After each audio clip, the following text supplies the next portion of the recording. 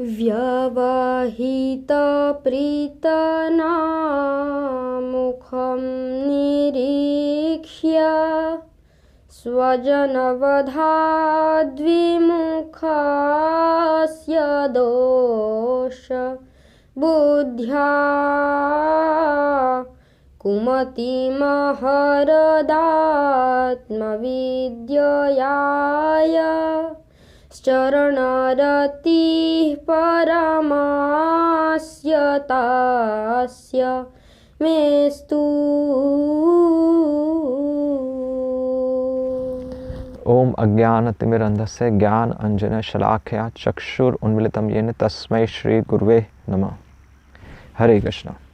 Bhisma Stuti, 5th Shlok, given in Srimad Bhagavatam, 1st Canto, 9th chapter and text 36. Through this Shlok, Bhisma Dev, being himself a Mahajan or a teacher, reveals to us 3 very important principles in devotion. Now the very first line which Bhisma Dev says, Vyavahitaha pritana mukham nirikshya. Now the most important word here is nirikshya. Srila Prabhupada translates this as by looking upon. Now if we just go through the translations of any shloka, we will not get the essence out of it. We need the help, we need the guide of teachers like Srila Prabhupada, who gives us the essence of what is plainly written in the shloka. So here, if we analyze this term niriksha, niriksha means nir plus ikshya, or to look upon. But how to look upon? Nirikshya, that means to analyze. Now here, the very important thing to understand is ki how to analyze. Normally, how do we analyze a particular given situation? There are 5 levels of analyzing any situation. The first level is, as given in the scriptures, is pratyaksh. Prati plus aksh. Aksh means eyes and prati means right in front of our eyes. So whatever is happening right in front of our eyes, that is pratyaksh, or what is evident. Like in this case, when Arjuna is standing in between the 2 armies, he is seeing on both sides his own kinsmen, and hence being attached, he has refused to fight. This is pratyaksh, what is evident right in front of him.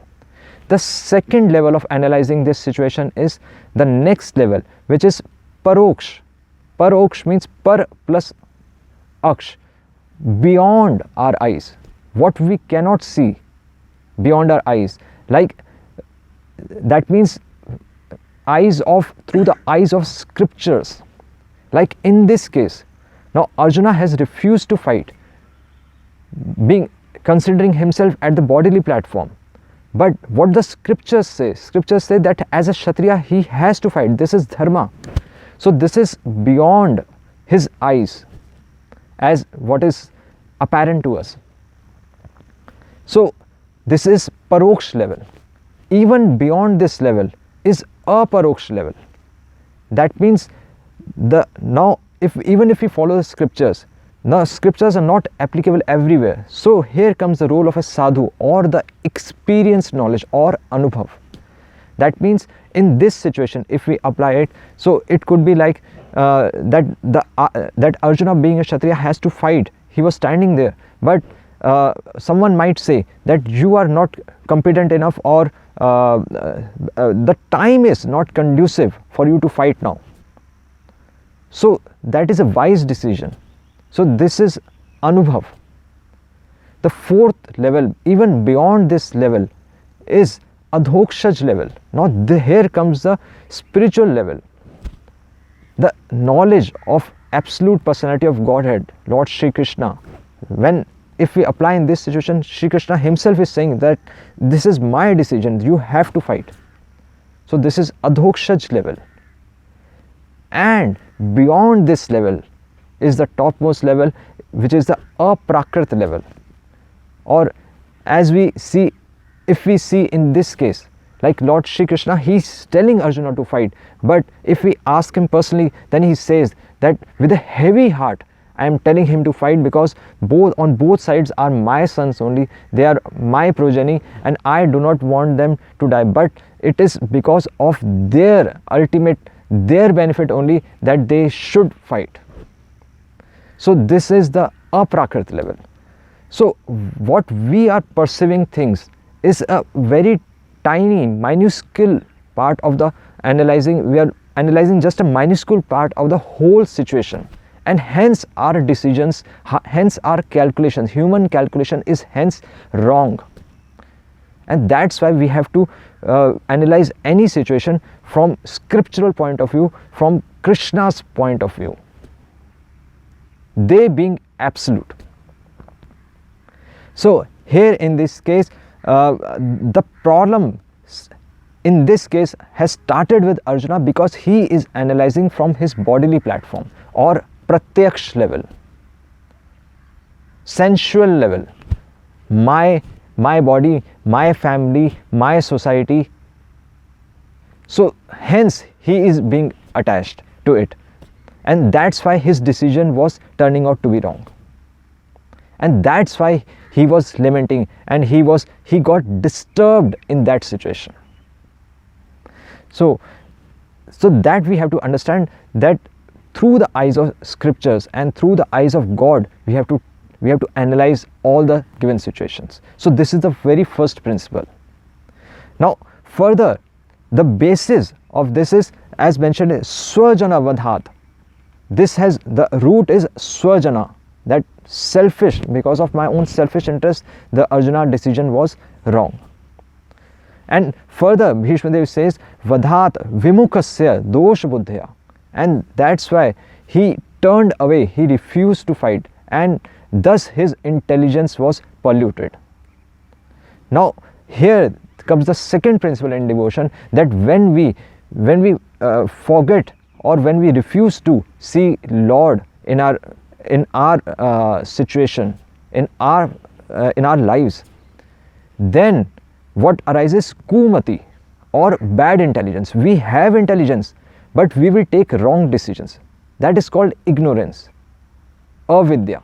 This is the real avidya, kumati. And what is kumati? That Arjuna was giving arguments that if I go for a war, then everyone, that families will be ruined, there will be no dharma in the society, then this dharma will be polluted. So he was giving arguments in front of Lord. So logic or arguments, this is kumati. We will give arguments even to God, even if God himself comes before us, if we are at the bodily platform. So this we have to understand. So here actually Bhishma Dev is trying to bring out this point, that which Srila Prabhupada also explains in this purport, that actually Arjuna was a pure devotee. He was a constant companion of Lord Shri Krishna. He was a devotee of Lord Shri Krishna. Then how could he come under illusion?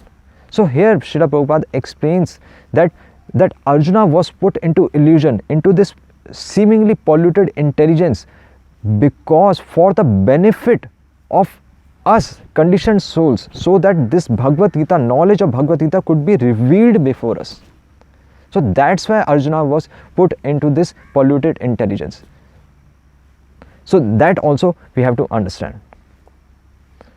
And the third point, so how this the third line, Bhishma Dev says in this glorification, kumati harat atma vidya, and how this knowledge was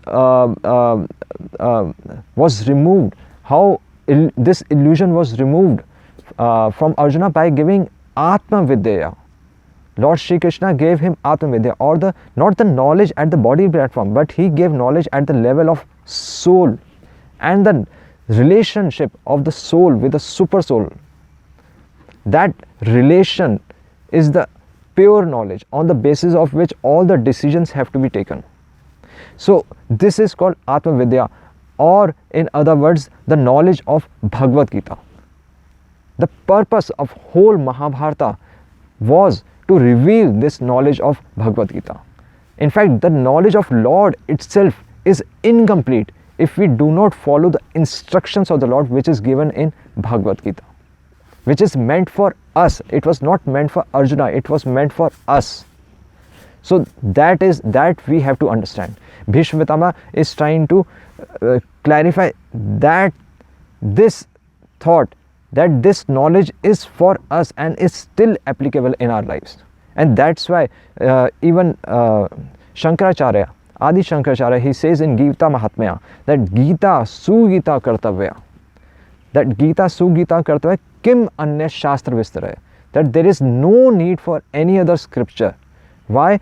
Because Ya Swam Padmanabhasya, because this knowledge is revealed from the mouth of Lord Shri Krishna himself. Ya Swam Padmanabhasya Mukha Padmat Vinistrita, that this knowledge is revealed from the mouth of Lord Shri Krishna himself. So this is the purest and this is the essence of all the Vedic literature. And thus Bhishma Dev is glorifying Lord Shri Krishna through Arjuna and the knowledge given by Lord Shri Krishna in the form of Bhagavad Gita. Hare Krishna. Srila Prabhupada ki Jai.